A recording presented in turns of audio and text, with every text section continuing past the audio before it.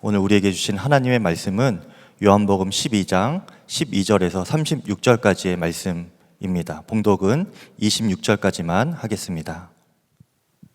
다음 날에는 명절을 지키러 온 많은 무리가 예수께서 예루살렘에 들어오신다는 말을 듣고 종려나무 가지를 꺾어들고 그분을 맞으러 나가서 호산나 주님의 이름으로 오시는 이에게 복이 있기를, 이스라엘의 왕에게 복이 있기를 하고 외쳤다.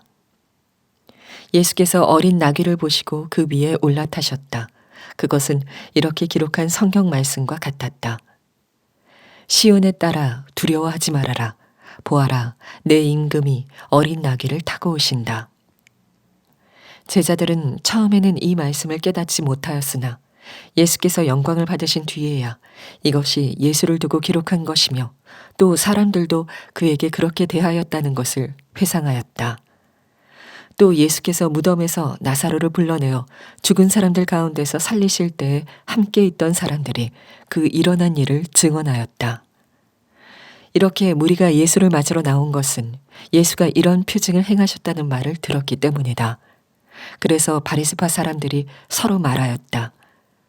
이제 다 틀렸소. 보시오. 온 세상이 그를 따라갔소. 명절에 예배하러 올라온 사람들 가운데 그리스 사람이 몇 있었는데 그들은 갈릴리 베세다 출신 빌립에게로 가서 청하였다. 선생님, 우리가 예수를 뵙고 싶습니다. 빌립은 안드레에게로 가서 말하고 안드레와 빌립은 예수께 그 말을 전하였다.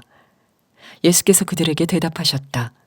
인자가 영광을 받을 때가 왔다. 내가 진정으로 너희에게 말한다. 밀알 하나가 땅에 떨어져서 죽지 않으면 한 알 그대로 있고 죽으면 열매를 많이 맺는다. 자기의 목숨을 사랑하는 사람은 잃을 것이요. 이 세상에서 자기의 목숨을 미워하는 사람은 영생에 이르도록 그 목숨을 보존할 것이다. 나를 섬기려고 하는 사람은 누구든지 나를 따라오너라. 내가 있는 곳에는 나를 섬기는 사람도 나와 함께 있을 것이다. 누구든지 나를 섬기면 내 아버지께서 그를 높여주실 것이다. 오늘은 예수님이 예루살렘에 입성하신 종려 주일입니다. 예수님이 여러분들의 삶 가운데 친히 찾아오시는 그 은혜가 여러분들의 삶 가운데 충만하시기를 주님의 이름으로 축원합니다. 여러분들은 오늘 어떠한 기대로 오늘 예배당에 찾아오셨습니까? 많은 사람들이 큰 기대를 가지고 예수님을 맞이하러 예루살렘에 나왔습니다. 그들은 호산나를 외칩니다. 그 의미는 지금 우리를 구원하소서라는 의미입니다.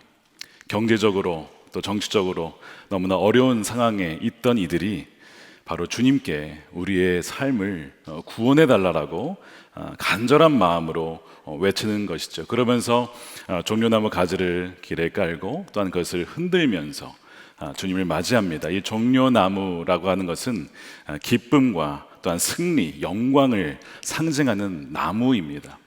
그래서 보통 전쟁 영웅들이 돌아올 때에 환영할 때에 그 종려나무 가지를 흔들며 맞이하곤 했습니다. 그래서 요한계시록 7장에 보면 어린 양이신 주님을 찬양할 때에도 성도들의 손에 들려 있는 것이 바로 종려나무 가지라고 요한계시록 7장 9절에 나와 있죠. 예수님은 지금까지는 자신을 왕 삼으려고 했던 그 사람들의 피해서 다니셨습니다. 아직 죽으실 때가 안 되었기 때문에 그렇고 그들이 어떤 동기로 자신을 왕으로 삼으려고 하는지를 잘 아셨기 때문에 그렇습니다. 그러나 이제는 피하지 않습니다. 왜냐하면 때가 되었기 때문이죠. 본문을 이해하기 위해서는 두 가지 명절을 이해해야 합니다. 하나는 하누카라고 불리는 수전절이고 또 하나는 유월절입니다. 이 수전절은 주전 164년경에 유다 마카비우스가 그 당시에 적이었던 셀루쿠스의 안티오코스 4세를 물리치고 성전 정화를 위해서 예루살렘으로 입성을 합니다. 그때 말을 타고 유다가 입성을 할 때 사람들이 종려나무 가지를 들고 흔들며 유다 마카비우스를 맞이했습니다. 그러니까 본문의 배경은 시기적으로는 수전절은 아니지만 지금 이렇게 보여지는 세팅은 완전히 그 당시를 재현한 것이나 다름없을 정도로 사람들이 예수님을 바라보면서 그때를 상상을 하는 것이죠.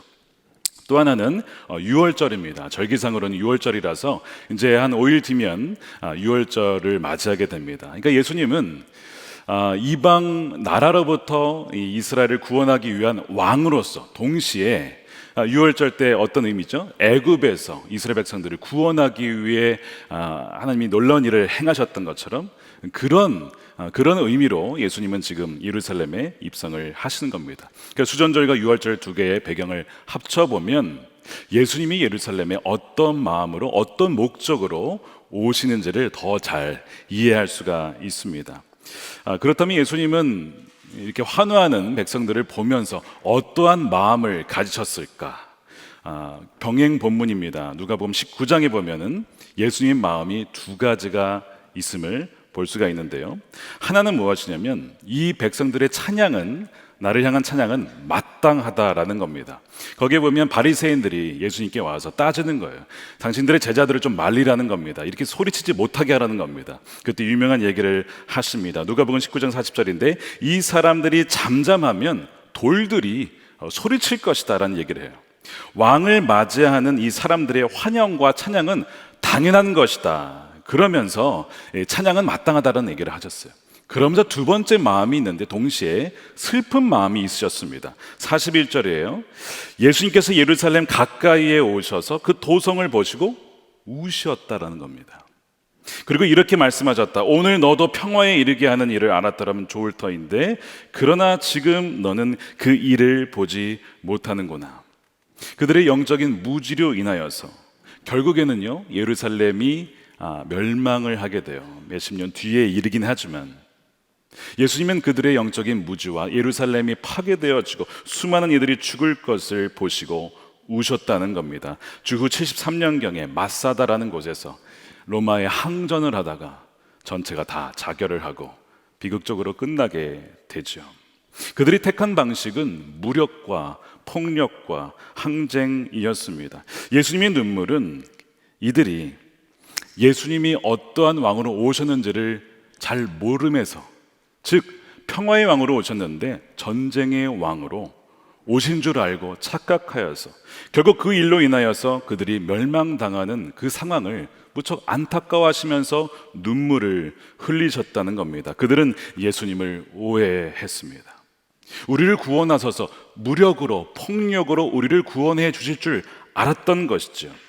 그래서 누가복음 19장 44절 뒤에 보시면 이것은 하나님께서 너를 찾아오신 때를 너희가 알지 못했기 때문에 망하게 된 것이다. 사람들은요 자기가 원하는 것을 이렇게 구하다 보면 시야가 좁아지고 결국 정말 봐야 할 것을 보지 못하는 경향이 있습니다. 예수님은 왕이죠. 왕 중의 왕이시죠. 그러나 세상의 왕과는 전혀 다른 왕의 모습으로 오셨습니다. 그런 사람들은 그것을 알지 못했다는 거예요. 예수님이 말을 타고 오신 것이 아니라 뭘 타고 오셨습니까? 어린 나귀를 타고 오셨어요. 유다 마카비오스는 말을 타고 왔는데 예수님은 어린 나귀를 타고 오는 겁니다. 그래서 요한복음 12장 15절에 이렇게 돼 있죠. 보아라, 내 임금이 어린 나귀를 타고 오신다라는 그 말씀이 있어요. 그리고 14절 15절에 계속 이 어린 나귀를 두 번이나 강조할 정도로 굉장히 독특한 모습이라는 거죠. 어떻게 왕이 나귀를 타고 오시든가. 그 이유가 있습니다. 예언의 성취 때문에 그래요. 15절에 스가랴 9장 9절에 인용되었던 것을 다시 요한이 인용한 것인데요, 거기에 이렇게 예언이 되어 있습니다. 9절에 도성 시온아 크게 기뻐하여라, 도성 예루살렘아 환성을 울려라, 너의 왕이 내게로 오신다. 그는 공의로우신 왕, 구원을 베푸시는 왕이시다. 그는 온순하셔서 혹은 겸손하셔서 나귀 곧 나귀 새끼인 어린 나귀를 타고 오신다. 예수님은 이 스가랴에서 예언되었던 그 왕이 바로 나라는 것을 사람들에게 나타내고자 하셨던 거예요. 그래서 아주 의도적으로 어린 나귀를 타고 오시는 겁니다. 그러면서 이 왕은 평화를 가져올 왕이라는 거예요. 여러분, 이 군마가 아니라 나귀를 타고 오셨어요. 군마가 상징하는 것은, 전쟁 말은 짓밟음, 무력, 폭력을 의미합니다. 그러니까 이 왕은 어떤 그 폭력을 통해서 짓밟음을 통해서 평화를 가져오는 왕이 아니라 나귀를 타고 왔다는 거예요. 나귀는요, 평화의 시대 때 타는 동물입니다. 일할 때 타는 동물입니다. 섬기는 동물입니다. 그 이야기는 이 왕의 특징이 어떤 특징이냐면 온유하고 겸손하고 무력과 강압이 아니라 겸손함으로 부드러움으로 섬기는 왕이라는 것을 나타내주는 것이죠. 그러니까 사람들이 기대했던 왕의 모습하고는 굉장히 달랐던 거예요. 그러나 사람들은 그것을 알아차리지 못했습니다. 그래서 예수님은 그것을 보시고 슬퍼하며 우셨던 것이죠. 예수님의 제자들마저도 예수님이 어린 나귀를 타고 오는 것이 무슨 의미인지, 스가랴 9장 9절 말씀이 어떤 의미인지를 깨닫지 못했다라고 되어 있습니다. 그래서 16절에 보면 제자들은 처음에는 이 말씀을 깨닫지 못하였으나 예수께서 영광을 받으신 뒤에야 나중에 보니까 그것이 예수님에게 예언된 말씀이었고 사람들도 그렇게 되었다는 것을 회상을 통해서 알게 돼요. 그 당시에는 몰랐습니다. 예수님을 맞이할 때는 몰랐으나 이것이 어떤 의미인지는 나중에 알게 됐다는 거예요. 사람들은 예수님이 강력한 정치적인 파워와 권세를 가지신 그런 메시아이기를 갈망했습니다. 그러나 아시다시피 며칠만 지나면 사람들은 실망하기 시작합니다. 예수님은 그런 지도자가 아니었어요. 너무나 무력하게 로마에 의해서 죽임을 당하는 그런 지도자였던 겁니다. 그래서 그렇게 찬양했던 사람들은 금세 실망하더니 심지어는 예수님을 못 박아 죽이라고 외치는 그런 군중들로 변하게 됩니다. 사람들은 누구나 자신이 기대했던 것을 보지 못하면 실망하다 못해 분노하게 되게 되는 것을 우리가 보지 않습니까? 여러분, 우리가 바라고 원하는, 우리가 기대하는 예수님의 모습과 실제 예수님의 모습이 과연 같을까요? 여러분은 어떻게 생각하십니까? 우리도 이들처럼 주님의 그 큰 그림 속에 어떤 그 배경 속에 오시는지를 이해하지 못한 채 우리가 원하는 그 모습만은 바라본 채 그 모습으로 예수님을 바라보고는 있지는 않습니까? 그래서 때로는 주님이 우리가 기대했던 방식으로 역사하지 않으면 너무나 실망하고 낙담하지는 않습니까? 왜 하나님은, 왜 주님은 제 삶에 강력한 왕으로서 역사하지 않으십니까? 왜 그 죽어가는 영혼들을 좀 강제로 끌고 와서라도 구원하지 않으시고 왜 내버려 두십니까? 라고 하는 그런 의문을 갖고 있지는 않습니까? 하나님 능력 없는 것 아닙니까? 아니면 능력이 있으신데 안 하시면 악한 거 아닙니까? 선하신 하나님 맞습니까? 라는 질문들이 종종 우리 안에 일어나고 있지는 않습니까? 세상에 살다 보면요, 힘과 권세가 인정받고 대접받는 세상임을 누구나 어렵지 않게 알아차리게 됩니다. 목사님, 말씀과 신앙은요, 말 그대로 그냥 신앙이죠. 세상에서는요, 힘과 권세와 돈 없으면 살아나지 못합니다. 인정받지 못합니다. 대접받지 못합니다. 그런 말씀을 하곤 합니다. 그렇다 보니까 우리도 강력한 메시아를 원하는 거예요. 우리의 목표를 달성해주고요, 우리의 뜻과 목표가 꺾이지 않도록 붙잡아주고 우리의 팔을 붙잡아주는 어떤 그런 강력한 왕을 원하지 않습니까? 로마의 권세와 또한 종교 권력 아래 무기력하게 죽으시는 주님을 우리가 은혜롭다라고는 고백할 수 있지만 정말 그런 식으로 우리 삶에 역사하시는 주님을 우리는 원하고 있지 않지 않습니까? 우리 삶에는 십자가에서 죽는 어린 낙이 타신 그런 예수님 말고 승리의 깃발을 꽂고 백마를 타고 강력한 그런 리더십을 가진 그런 왕을 사실은 우리 마음 깊은 곳 안에 바라고 있지 않습니까? 과연 이 종려나무 가지를 흔들면서 자신이 원하는 예수님 상을 그려놓고 그렇게 바라는 이들의 모습과 우리의 모습이 다르다라고 우리는 그렇게 말할 수가 있겠습니까? 예수님께서 겟세마네에서 기도하실 때 이런 얘기를 하셨어요.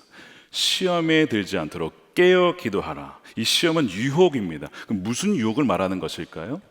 십자가를 지는 것을 거부하려고 하는 유혹. 고난을 택하기보다, 죽음을 택하기보다 쉬운 길, 여기서 쉬운 길은 무력으로 대항하는 겁니다. 로마가 잡으러 왔을 때, 군사들이 잡으러 왔을 때 무력으로 대항해서 십자가를 거부하는 길, 그게 쉬운 길이에요. 그런 유혹에 빠지지 않도록 깨어서 기도하라는 거예요. 얼마 뒤에 로마 군병들이 잡으러 왔습니다. 베드로가 어떻게 하죠? 칼을 꺼내어서 대제사장 종 말구의 귀를 베죠. 이 시험에 넘어간 거예요. 그랬더니 주님께서 그를 말리시고 그 종을 치유하시면서 하신 말씀이 칼을 내려놔라. 칼로 흥한 자는 칼로 망하게 될 것이다. 그 말대로 예루살렘 성은 파괴가 되고 말지요. 바로 그 유혹입니다. 우리가 쉬운 길을 택하고자 하는 그 유혹이 늘 우리 안에 있다는 거예요. 그래서 무력과 폭력을 통해서 일을 해결하고 하는 것, 힘과 능력으로 권세로 뭔가를 일을 해결하고자 하는 것이 가장 쉬운 길인데 그를 주의하라는 것입니다. 우리는 너무나 강력한 지도자와 통치자를 원합니다. 그래서 호산나, 지금 당장 우리를 구원해 줄 수 있는 그런 왕을 원한다는 거예요. 그리고 역사를 보게 되면 실제로 그런 지도자들이 나타났습니다. 그래서 백성들에게 빵도 주고 이익도 주고 나라를 살리기도 합니다. 그런데 많은 경우에 그런 강력한 왕권이 쉽사리 인간의 또한 민중들의 인격과 고귀함을 파괴시키는 방향으로 변질되곤 했다는 것을 우리는 보게 됩니다. 예를 들어 독일이 그랬죠. 독일이 1차 세계대전을 일으킨 다음에 졌습니다. 전쟁 배상금을 다 지게 된 거예요. 그러니까 그 전쟁 배상금에 허덕이던 국민들이 너무나 지치다가 강력한 지도자가 나타나기를 원했습니다.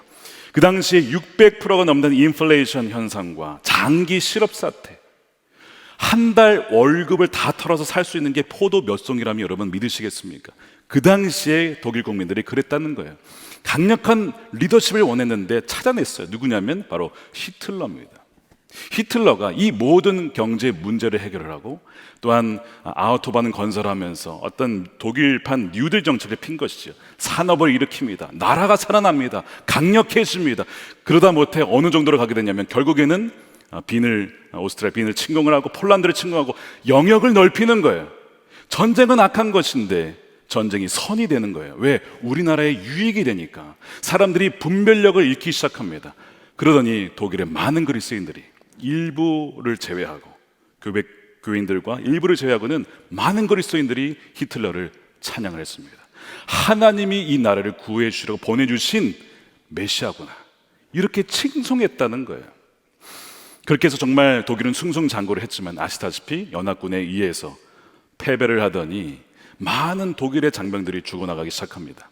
그렇게 히틀러를 찬양했던 가정들이 어떻게 보냈죠? 곳곳마다 살아가는 아들을 장례를 치러야 하는 장례식장으로 변해버린 거예요. 독일 전역이 그렇게 바뀌었습니다. 다시 독일은 전범 국가가 되었고 그 모든 책임을 지게 된 거예요. 기록에 의하면 독일에서만 적어도 600만 명에서 800만 명의 고귀한 생명이 사라졌다는 겁니다. 강력한 지도자라는 그 어떤 환상의 결과가 항상 그렇지는 않겠지만 이 독일의 케이스는 너무나 분명하고 우리가 잊지 말아야 될 역사입니다. 이것이 우리가 지도자들을 위해서 기도해야 할 이유예요. 하나님이 주신 권력이 있어요. 하나님이 백성들에게 이것을 베풀라고, 공의를 베풀라고 주신 것입니다. 그러나 그 권력이 너무나 쉽게 변질된다는 거예요. 부패한다는 거예요. 마귀조차도요, 예수님을 권력으로 유혹한 거 아시죠? 나에게 절만해라. 내가 이 세상의 모든 것을 다 줄 거야. 너가 마음대로 다 통제하고 통치할 수 있도록, 사람들에게 간압적으로 해서 너에게 굴복할 수 있도록 내가 힘을 줄게. 나한테 절만해봐. 마귀도 예수님에게 권력으로 유혹을 했었다는 거죠. 그런데 예수님은 그것을 거절하시잖아요. 정말 이 권력 추구가요, 우상 숭배입니다. 결국에는 그것은 폭력으로 이어진다는 거예요. 지금 이 호산나라고 외치는 이들이 사실 마음엔 이런 게 있는 거죠. 로마 제국 폭력을 써도 좋으니까, 어떤 방법을 써도 좋으니까 제발 우리를 지금 구원해 달라라고 하는 그 외침입니다. 예수님은 자신을 향해서 이렇게 꿈을 꾸었던 사람들을 보시면서 우신 거예요.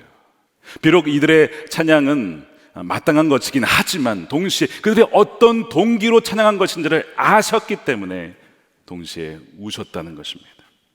예수님은 그런 왕이 아니셨어요. 예수님이 예루살렘에 오신 것은 로마에게 배로 갚아주기 위해, 복수하기 위해 오신 것이 아니었습니다. 로마가 악이 아니라 사탄이 악이었습니다. 사망과 죄가 그것이 문제였기 때문에 오신 거예요. 그래서 그분은 그들을 짓밟고 뭉개줄 군마를 타고 오신 것이 아니라 어린 나귀를 타고 오신 거예요. 그분은 사자로 오신 것이 아니라 어린 양으로서 무기력하게 죽는 듯한, 그러나 결국에는 그 죄의 권세를 해결하시는 그분으로 오신 것이죠. 예수님은 보다 근본적인 문제를 위해서, 해결하기 위해서, 영원한 해방을 위해서 예루살렘에 입성하신 것입니다. 요한계시록 5장에 보면 그는 사자이자 어린 양으로 나타나시죠. 5장 5절에 울지 마십시오. 유다 지파에서 난 사자 곧 다윗의 뿌리가 승리하였으니, 6절에 보니까 나는 또 보좌와 내 생물과 장로들 가운데 어린 양이 하나 서 있는 것을 보았는데 그 어린 양은 죽임을 당한 것과 같았습니다. 죽임을 당하는 것은 비극이죠. 누가 그것을 좋은 일이라고 여기겠습니까? 그러나 그분에게서는 그것은 영광입니다. 죽음을 통해서 모든 죄와 사망의 권세를 이기시고 우리에게 영원한 생명을 주심으로써 우리를, 잃어버렸던 우리를 되찾을 수 있기 때문에 얼마나 그것이 영광인지 몰라요. 그래서 오늘 본문에 보면 인자의 영광은 환호와 박수가 아니라 죽음이라고 말씀을 하시는 거예요. 23절 말씀입니다. 예수께서 그들에게 말씀하셨다. 인자가 영광을 받을 때가 왔다. 그러면서 미랄의 비유를 얘기를 하시죠. 미랄이 되어서 땅에 떨어져 죽어야만 많은 열매를 맺는다고 하신 거예요. 24절입니다. 내가 진정으로 너희에게 말한다. 미랄 하나가 땅에 떨어져서 죽지 않으면 한 알 그대로 있고 죽으면 열매를 많이 맺는다. 사람들이 막 찾아옵니다. 제가 좀 예수님 만날 수 없습니까? 기적과 어떤 놀라운 일을 행하시는 예수님 보고 어떤 인기를 보신 것이죠. 그러나 예수님 거기에 관심이 없었어요. 오직 자신의 죽음만을 생각하셨습니다. 여러분, 미랄에는요 껍질이 있어요. 껍질이 딱딱해서 이것이 깨져야 되는데 깨지지 않으면 그냥 밀 하나로 남습니다. 그러나 그것이 깨지면 열매를 맺는 것이죠. 여러분, 우리가 얼마나 자아가 강한지 몰라요. 이 껍질이 깨지는 것을 원치 않습니다. 우리는 살기를 원하지 죽는 것을 원치 않습니다. 그래서 내 자아가 원하는 대로 살고 싶어하고 내 뜻을 강력하게 주장을 합니다. 어느 정도로 주장하냐면 내 뜻에 안 맞으면 예수님도 십자가에 못 박으라고 외칠 정도로 우리의 자아는 그렇게 강한 거예요. 이것이 우리의 모습입니다. 하나님 왜 내 뜻대로, 내가 생각하는 방향대로, 내가 원하는 방식대로 역사하지 않으십니까? 그래서 우리가 한편으로는 주님을 찬양하지만 동시에 어떤 날은 우리의 입술로 하나님께 대한 온갖 원망과 불평을 쏟아내지 않습니까? 이것이 우리 안에 있는 진정한 모습이에요. 화나던 사람들이 불과 며칠 후에 예수님을 죽이라고 할 줄을 주님 외에 누가 알았겠습니까? 죽지 않고 자신의 목숨을 사랑하면 어떻게 되는지 예수님께서 말씀하십니다. 25절이에요. 자기의 목숨을 사랑하는 사람은 잃게 될 것이다. 이 세상에서 자기의 목숨을 그러나 미워하는 사람은 영생에 이르도록 그 목숨을 보존할 것이다. 여기서 이 목숨이 푸시키, 바로 우리가 보통 얘기하는 자아입니다. 이 자아를 사랑해서 결국 내 고집, 내 뜻대로, 심지어 하나님조차도 내 뜻대로 조정하려고, 통제하려고 그렇게 찬양을 한다면 결국에는 그 사람은 죽게 될 거예요. 이런 말씀을 하시는 거예요. 그러나 그 자아를 이미 십자가에 못 박았음을 믿고 날마다 자신의 고집과 뜻을 꺾고 주님의 역사하심을 믿으며 따라간 그 사람에는 영원한 생명이 주어질 것이라고 말씀하시는 겁니다. 여러분, 하나님은 하나님이십니다. 우리가 하나님이 아니라는 거예요. 하나님이 하나님 되시게 해야 합니다. 그분이 우리를 위한 최선을 우리보다 훨씬 더 잘 아시기 때문에 그래요. C.S. 루이스라는 사람이 1939년에 독일이 영국을 침공했을 때 피신을 갔어요. 거기에 조카 4명을 보고 거기에 아이디어를 착안해서 만든 소설이 나니아 연대기입니다. 거기에 보면 아슬란이라고 하는 사자가 등장을 하죠. 이 사자의 특징은 길들여지지 않는 사자라고 이렇게 표현이 됩니다. 길들일 수가 없어요. 2권 제목이 사자와 마녀와 옷장인데요. 거기에 보면 이제 사남매가 등장하는데 셋째가 에드먼드라고 하는 남자아이입니다. 이 에드먼드가 하얀 마녀의 꾀임에 넘어가서 금지되었던 그 터키 젤리를 먹습니다. 그게 선악과를 상징하죠. 결국 마녀에게 잡혀가요. 삼남매가 어떻게 구원해야 될까? 우리가 힘으로 쳐들어가서 그들을 다 물리치고 아슬란도 그렇게 해줄 거야. 작전을 짰는데 아슬란이 아니라고, 너희들은 나서지 말라고, 너희들은 나오지 말라고 해놓고선 몰래 아슬란 혼자 단독으로 마녀와 그 졸개들이 있는 곳으로 들어갑니다. 예루살렘 입성을 하시는 거예요. 아슬란이 터벅터벅 사자입니다. 걸어가는데 온유한 모습으로, 어떤 위험 있는 사자의 모습이 아니라 어디선가 뭔가 약해 보이는 모습으로 걸어가요. 그러더니 그 졸개들에 의해서 사자 갈기가 다 잘리고 깎이게 됩니다. 그리고 끈에 묶여서 제단에 받쳐지는 거예요. 힘없이 그렇게 자신을 내어놓습니다. 그리고 결국 마녀의 손에 있던 칼로 죽임을 당하게 돼요. 아슬란을 몰래 따라갔던 여자아이죠, 루시가 그 장면을 몰래 보다가 충격을 받습니다. 왜 그렇게 강력한, 무서운, 두려운 아슬란이 얼마든지 마녀와 졸개들을 물리칠 수 있는데 왜 그렇게 하지 않는 거야? 이해를 하지 못하는 거야. 왜 무력으로 그들을 제압하지 않는 거야? 이해할 수가 없는 거죠. 그리고 죽임을 당하는 겁니다. 루시와 또한 하얀 마녀가 모르는 것이 있었어요. 어떤 것이 있었냐면, 죄 없는 결백한 자가 반역자의 죄를 대신해서 스스로 목숨을 바치면 그 죽음 자체가 무효가 된다라고 하는 마법이 있었습니다. 둘 다 몰랐지만 아슬란은 알고 있었죠. 대속입니다. 그리고 새벽에 이 아슬란은 부활하게 되죠. 루시가 그 아슬란을 만납니다. 여러분, 이것이 주님이 일하시는 방식이에요. 우리의 생각과 우리의 지혜로는 절대 생각해낼 수 없는 방식으로 우리 삶의 가장 위대한 일을 행하시는 분이 바로 주님이십니다. 군바로 상징되는 무력과 폭력이 아니라 어린 나귀로 상징되는 희생과 온유함으로 역사하시는 주님이십니다. 여러분, 우리 삶이 참으로 해석이 안 될 때가 너무나 많습니다. 하나님은 왜 강력하게 내 삶에 역사하지 않을까라는 그런 질문이 들 때가 참 많이 있습니다. 그러나 우리가 기대하는 것만 보고 우리가 원하는 방식으로만 하나님께 간구하는 난 진정한 그 주님의 역사를 깨달을 수 없다는 거예요. 제자들도 깨닫지 못했고 그들도 나중에서야 알았습니다. 그 말은 지금은 다 이해하지 못해도 나중에는 하나님이 그래서 그때 그 말씀을 주셨던 것이고, 그래서 나로 하여금 기도하게 하셨던 것이고, 그래서 그 일을 나에게 허락하셨던 것이구나, 나중에 깨닫게 되는 때가 온다는 것이죠. 해석이 된다는 것입니다. 하지만 지금은 모를 수 있어요. 그래서 참 고통스러운 겁니다. 그러나 분명한 것이 있습니다. 우리가 다 몰라도, 우리가 모르는 것이 너무 많아도 주님의 우리를 향한 뜻은 변하지 않고 취소되지 않는다는 사실입니다.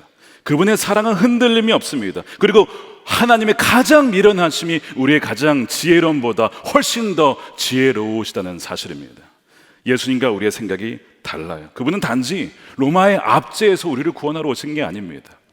영원한 사망과 죄의 권세에서 우리를 구하시기 위해서 악의 뿌리를 뽑으시려고 오신 것입니다. 세상에서 가장 위대한 사건은 바로 십자가와 부활인 것이죠. 그러니까 여러분, 우리는 그분을 신뢰해야 합니다. 두려워하지 말라는 거예요. 오늘 15절 말씀에 이렇게 되어 있어요. 우리의 상황을 다 아시는 하나님께서 뭐라고 하시냐면 두려워하지 말라는 거예요. 시온에 따라 두려워하지 말아라. 이 15절 말씀은 아까 말씀드린 대로 스가랴 9장 9절에서 인용한 말씀이에요. 근데 이 스가랴 9장 9절을 보면 시온의 딸들아 두려워 말라가 아니라 기뻐하라고 돼 있어요. 그것도 똑같은 의미죠. 그러면 두려워하지 말라는 어디서 왔는가? 스바냐 3장 16절입니다. 거기에 이렇게 되어 있습니다. 그날이 오면 사람들이 예루살렘에게 말할 것이다. 시온아 두려워하지 말아라. 힘없이 팔을 늘어뜨리고 있지 말아라 라고 말씀을 해요. 이유가 두 가지가 나와요. 그 앞인데요, 하나는 하나님께서 원수를 쫓아내셨다. 그리고 두 번째는 그 하나님께서 너와 함께 하시기 때문이다. 그래서 15절에 주님께서 징벌을 그치셨다. 너희 원수를 쫓아내셨다. 이스라엘의 왕 주님께서 너와 함께 계시니까 뭐 하지 말라고요? 두려워하지 말라라고 말씀을 하는 거예요. 여러분, 우리 삶의 해석이 안 되시죠? 이해가 안 되시죠? 근데 믿을 때에, 믿으면 나중에 그것이 이해가 될 때가 반드시 온다는 겁니다. 왜 두려워하지 말라고 하셨지? 원수를 쫓아내셨고 나와 주님이 함께 하시는구나. 그것을 믿으라는 거예요. 그래서 우리가 할 일이 있어요. 그저 미랄처럼 죽는 겁니다. 사도 바울의 고백대로 내가 십자가에 죽었고 나는 날마다 죽노라. 미랄과 같이 죽을 때 반드시 열매를 맺는 거예요. 우리의 자아의 주장을 내세우는 것이 아니라 주님이 주님의 방식대로 일하시지. 우리는 하나님이 아니지. 그래서 우리는 하나님을 닮으려고 하는 어떤 그런 목표를 가야겠지만 가장 우선된 의무는요, 이겁니다. 우리가 하나님이 되려고 하지 않는 거예요. 우리는 자주 하나님 되려 할 때가 있습니다. 언제죠? 내가 정한 대로, 내가 정한 때에 우리를 지금 구원해 달라고 호산나를 외친다는 것입니다. 이것이 누군가에게는 폭력이 될 수 있어요. 그것 때문에 누군가를 강압하고 강제할 수 있습니다. 내가 정한 타이밍을 강요하는 것이 폭력입니다. 하지만 온유하신 주님의 방식은 아닙니다. 우리는 하나님으로 하여금 하나님 되게 하시고 인간으로 하여금 인간이 되게 할 의무가 우리에게 있습니다. 누가복음 읽어보면요, 목자들이 천사를 통해서 마리아에게 앞으로 이 아기를 통해서 하나님이 어떤 일을 행하실지를 쫙 어떤 예언을 들려주죠. 예를 들면 그는 구원자다. 하늘에서는 어떤 기쁨이 있고 땅에서는 평화로다. 이런 말씀을 하는데, 여러분, 마리아가 지금 동정녀의 상태에서 사실은 아기를 낳았어요. 이 모든 말씀이 이해가 될까요? 해석이 되겠습니까? 안 됩니다. 그런데 마리아는 어떻게 했냐면 그 말씀을 보니까 이렇게 되어 있어요. 이 모든 말을 마음에 새기어 생각하더라는 거예요. 지금 내가 이것을 다 받아들일 수 없고 다 이해할 수는 없지만 이 말씀을 내가 간직할 거야. 분명히 하나님이 뜻이 있으셔서 내 삶에 이렇게 이루신 것이니까 그를 믿습니다. 다 이해하지 못하지만 믿겠습니다. 말씀을 간직하겠습니다. 나중에 마리아가 그것을 이해하게 되죠. 하나님이 그래서 내 삶에 이런 놀라운 일을 행하신구나. 그때는 참 어떻게 보면 당황스럽고 정말 말도 안 되는 것 같고 두려운 상황이었지만 돌아보니 이게 얼마나 큰 영광인지 특권인지를 나중에서야 알게 되었다는 것이잖아요. 여러분, 바로 그렇습니다. 하나님은 우리가 당장 모든 상황을 이해하지 못해도 가장 우리에게 선하신 일을 행하시러 예루살렘에 입성하시는 거예요. 한 여자 권사님께서 지난주에 예수동행 일기를 쓰셨는데 추천 일기로 포스팅이 되었습니다. 여러분들에게도 소개를 드리려고 합니다. 이 70대 이 권사님께 3년 전이죠. 2019년 말에 참 어려운 일이 발생했어요. 남편이 심장마비로 돌아가신 거예요. 그리고 사랑한 딸도 말할 수 없는 어려움을 겪게 되었습니다. 이 두 가지가 갑자기 이분에게 다가온 거예요. 하나님, 저 어떻게 해야 합니까? 주위를 둘러봐도 도와줄 사람은 별로 없는 것 같아요. 기도를 하려고 하나님을 불러보면 그저 눈물만 났기 때문에 기도를 제대로 못했다고 합니다. 그리고 무너진 딸을 봤는데 그 순간 하나님이 기도하라고 하시는 거구나 라고 깨닫고 그 이후로 정말 기도에 몰입을 한 겁니다. 오직 주님만 바라보기로 작정을 하고 매일 회개와 말씀과 기도로 눈물로 그렇게 기도를 3개월쯤 했는데 하나님이 어떤 그 뜨거운 마음과 위로를 그분에게 주셨다는 겁니다. 근데 기도만 하면 믿음이 부족했던 딸이 그러는 거예요. 엄마 그게 되겠어? 엄마 기도한다고 그게 되냐고. 믿음이 없는 거죠, 딸이. 그래서 그럴 때마다 딸에게 얘기를 하는 거예요. 그러지 말고 하나님이 하실 거니까 걱정하지 말고 기도하자. 딸은 자기 방법대로 막 해결하고 하는데 해결이 안 됩니다.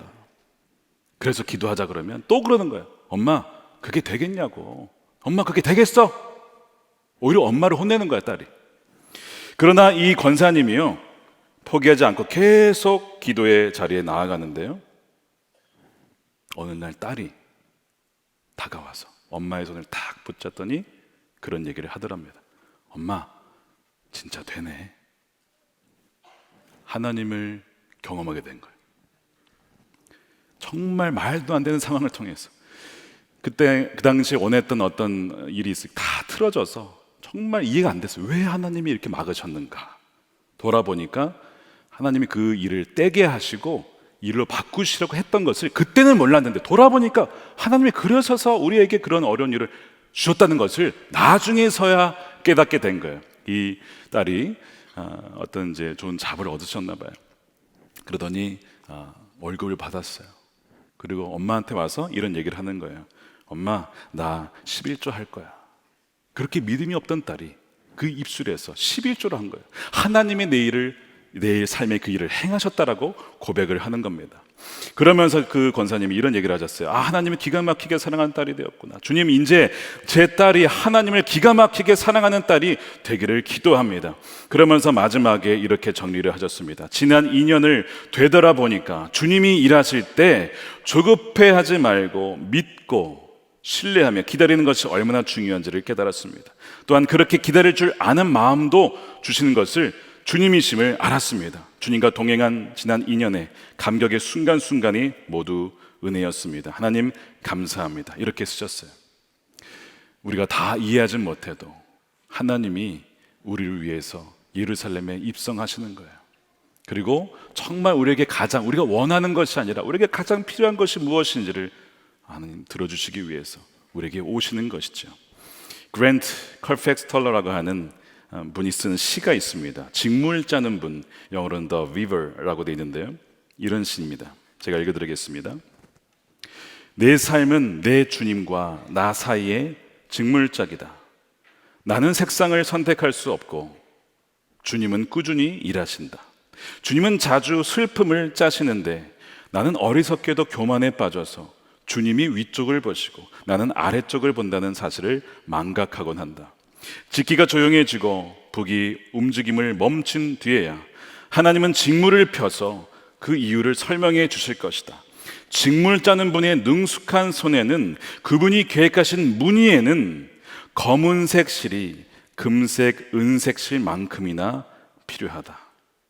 우리는 우리 삶에 왜 우리가 원치 않는 고통스러운 일들이나 검은색 실이 금색과 은색보다 왜 이리 많은지 깨닫지 못합니다. 제자들도 예루살렘에 입성하신 주님을 보고도 그것이 무슨 의미인지 스가랴 말씀이 어떤 의미였는지 제대로 깨닫지 못했습니다. 그러나 나중에 주님이 영광 받으신 후에야 그 모든 의미가 깨달아졌습니다. 마찬가지로 오늘날 우리에게 벌어지는 일들을 우리는 다 이해하지 못하죠. 그러나 그 모든 일은 온유하시고 겸손하신 직물 짜는 분의 손에 의해서 한 채의 오차도 없으며 모든 일은 그분의 영원하신 계획에 절묘하게 맞아 떨어진다는 겁니다. 그분은 우리에게 영생을 주시기 위해서 나귀를 타고 예루살렘에 우리를 위해 오신 것입니다. 그러니 사랑하는 여러분, 어떻게 하라고요? 두려워하지 마십시오. 우리 삶에 벌어지는 일이 해석이 안 되어도 우리는 여전히 호산나 다윗의 자손으로 오시니요 그렇게 찬양할 수가 있는 것입니다. 주님은 주님이시기 때문에 그렇습니다. 우리의 미랄 껍데기와 같은 자아가 이미 십자가에서 못 박혔음을 또 깨졌음을 믿고 조급해하지 말고 인내할 때에 결국 주님은 우리의 삶을 통해서 많은 열매를 맺게 하실 것입니다. 이 종려주일에 그런 주님을 신뢰하면서 우리 삶 가운데 다가오시는 입성하시는 놀라운 그 주님의 은혜를 찬양하며 주님께 맡겨드릴 수 있는 저와 여러분들의 삶이 되시기를 주님의 이름으로 축원합니다. 우리 함께 기도하겠습니다. 이 시간 두 가지 놓고 함께 기도할 때에 주님, 내가 바라는 모습으로 주님을 투영해서 생각했습니다. 주님, 이렇게 바로 이런 때에 이렇게 역사해 달라고 우리가 주님을 조정하려 했습니다. 그렇게 그 마음으로 찬양을 했던 때도 참 많이 있습니다. 그렇게 안 됐을 때 때로는 주님을 원망한 적도 참 많이 있었습니다. 주님, 우리를 불쌍히 여겨주시고 한 입술로 찬양도 했다가 하나님을 부정도 했다가 원망했던 우리의 부정한 입술을 주의 보혈로 깨끗이 씻어주시고 하나님 용서해달라고 기도하신 후에 두 번째는 주님의 그 크신 계획, 직물 짜시는 분, 우리는 오직 금색과 은색만 있어야 한다고 생각하지만 그 짜시는 분에게는 생각보다 검은색 실도 참 많이 필요하다는 것입니다. 주님의 온전한 그 섭리와 주권을 믿으며 지금은 다 이해하지 못해도 훗날 그래서 주님이 내 삶에 그렇게 역사하셨구나, 말씀하셨구나, 기도하라고 하셨구나, 그것을 깨닫고 더욱더 주님께 영광을 돌려드리는 우리의 삶이 되게 해달라고, 우리 그렇게 원하신 분들 가슴이 손을 얹고 우리 함께 기도하도록 하겠습니다.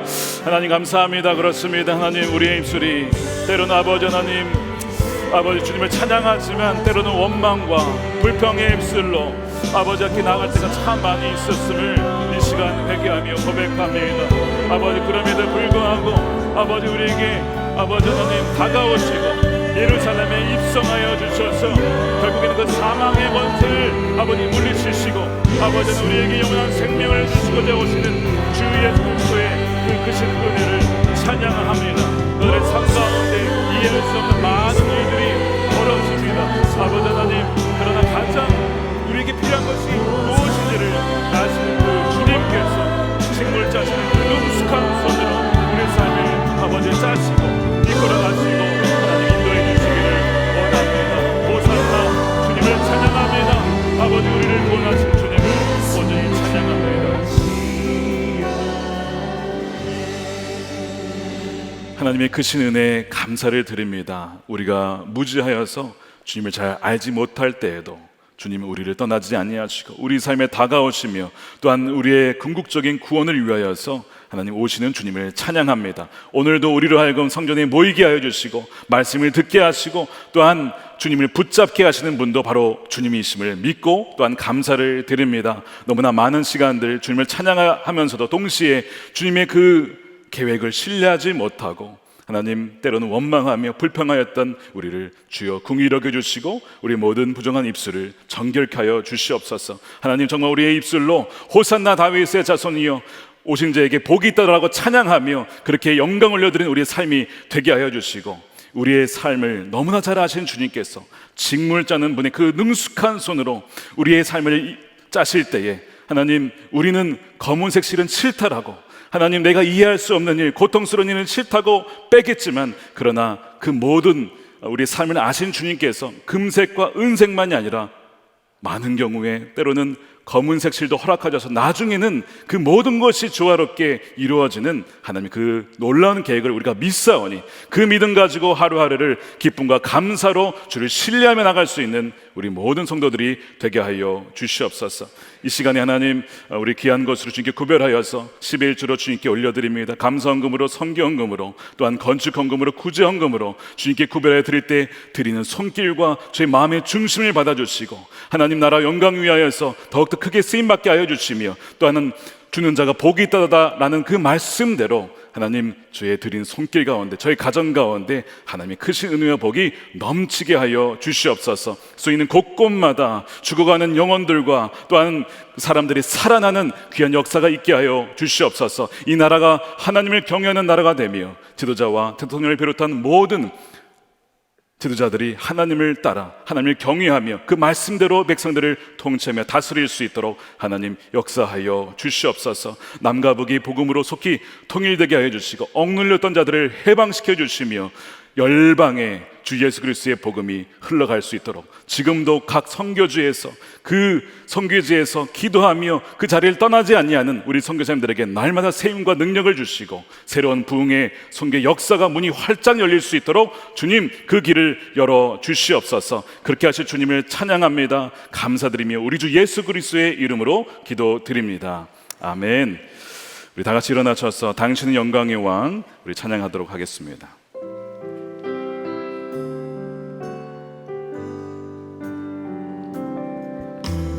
당신은 영광의 왕, 당신은 평강의 왕, 당신은 하늘과 땅의 주, 당신은 정의의 하늘. 천사가 무릎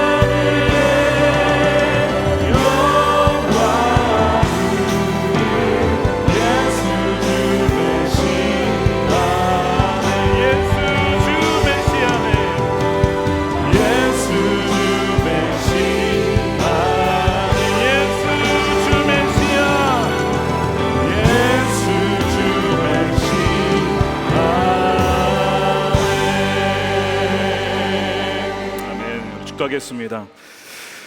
이제는 우리를 구원하시러 예루살렘에 친히 입성하시고 우리에게 영원한 생명 되신 예수 그리스도의 크신 은혜와 독생자 아들을 아끼지 아니하시고 내어주신 하나님의 크신 사랑하심과 우리와 늘 함께 하시는 성령님의 감화감동 교통케 하심이 비록 때로는 이해할 수 없는 많은 일들이 있을지라도 우리의 삶을 잘 아시고 또한 직물 짜는 분의 능숙한 손으로 우리의 삶을 이끌어 가시며 인도하시는 그 주님만을 붙잡고 나가기를 결단하는 우리 모든 성도들과 저들의 가정과 일터와 한반도와 우크라이나 또한 온 열방 가운데 이제로부터 영원토록 함께 하시기를 간절히 축원하옵나이다. 아멘.